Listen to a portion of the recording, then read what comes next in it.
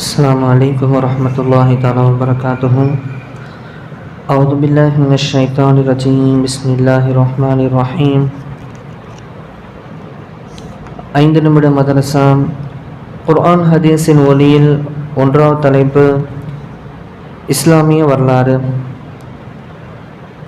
துல்கர்னைன் என்ற ஒரு மன்னனை பற்றி புனித குர்ஆனில் கஹஃப் அத்தியாயத்தில் துல்கர்னைன் என்ற புனைப்பெயர் கொண்ட மன்னர் ஒருவரை பற்றி விவரிக்கப்பட்டுள்ளது.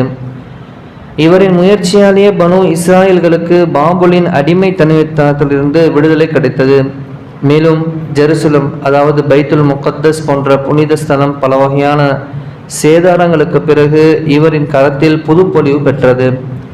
இவர் கிழக்கிலிருந்து மேற்கு வரை பயணம் மேற்கொண்டார், பல வெற்றிகளை குவித்தார். ஒரு தடவை பயணத்தின் போது ஒரு கூட்டத்தாரை சந்தித்தார். இக்கூட்டத்தார் துல்கர்னைனிடம் யாஜூஜ் மாஜூஜின் குழப்பம் விளைவித்தல் பற்றி முறையிட்டு அவர்களிடமிருந்து எங்களை பாதுகாக்க ஒரு சுவரை கட்டித்தாருங்கள், அதற்கான செலவை நாங்களே தருகிறோம் என்ற கோரிக்கையை முன்வைத்தார்கள்.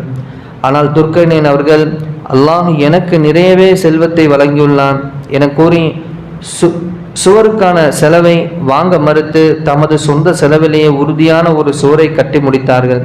இதற்கு சிக்கந்தரின் சுவர் என்றும் பெயர் கூறப்பட்டது. இரண்டாவது தலைப்பு அல்லாஹ்வின் ஆற்றல். கடலின் உப்பு மற்றும் நல்ல தண்ணீர். குர்ஆனில் அல்லாஹ் தஆலா இனிமையான மற்றும் உவர்ப்பான தண்ணீரை கொண்டுள்ள இரு கடல்களை பற்றி குர்ஆனில் பேசுகிறான். அவற்றில் புயலும் வீசுகிறது, அலைகளும் அடித்து மோதுகின்றன, கப்பல்களும் கடந்து செல்கின்றன.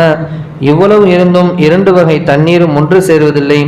இத்தனைக்கும் இவை இரண்டுக்கும் இடையில் தடுப்பு ஏதுமில்லை என்பது வியப்பிற்குரிய விஷயமாகும். இவ்வாறு மதுரமான தண்ணீரும் உப்பு தண்ணீரும் கலந்திடாமல் பிரிந்தே இருப்பது அல்லாஹ்வின் ஆற்றலால் தான் என்பது உள்ளங்கை நெல்லிக்கனி ஆகும். மூன்றாவது தலைப்பு ஒரு பொருளை பற்றி.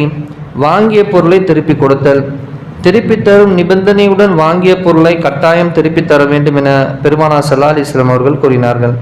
நான்காவது தலைப்பு ஒரு சுன்னத்தை பற்றி. பயணத்திலிருந்து திரும்பிய பின் தொழுதல். நபி ஸல்லல்லாஹு அலைஹி வஸல்லம் அவர்கள் பகல் பொழுதில் பயணத்திலிருந்து திரும்பி வந்தால் பள்ளிவாசலுக்கு சென்று 2 ரக்காய் தொழுவார்கள் என கஅப் ரலியல்லாஹு அன்ஹு அவர்கள் கூறுகிறார்கள். ஆறாவது தலைப்பு ஒரு முக்கிய அமலின் சிறப்பு.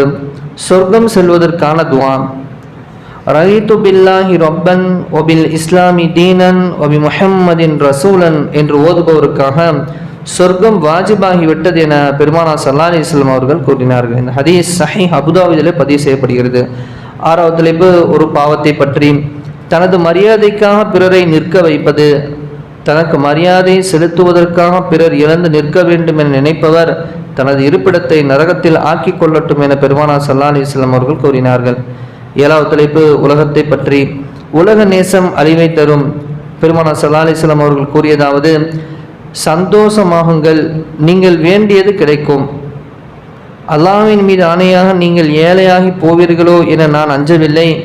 எங்கே உங்களுக்கு முன்னிருந்தோர் மீது உலக செல்வம் திறந்து விட்டதை போன்று உங்களுக்கும் திறந்து விடப்பட்டு அதனால் அவர்கள் கொண்ட செல்வ போதை உங்களுக்கும் ஏற்பட்டு அதன் மூலம் அவர்களை போன்று நீங்களும் அழிக்கப்பட்டு போவீர்களோ என நான் அஞ்சுகிறேன் என தன் தோழரிடத்திலே கூறினார்கள்.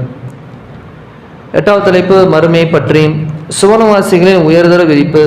குர்ஆனில் அல்லாஹ் தஆலா கூறுகிறான், சுவனவாசிகள் பசுமையான இரத்தின கம்பளங்களின் மீதும் அழகுமிக்க விரிப்புகள் மீதும் சாய்ந்தவர்களாக இருப்பார்கள் என சூரா அர் ரஹ்மானிலே அல்லாஹ் கூறுகிறான். 9வது தலைப்பு நபி வழி மருத்துவம்.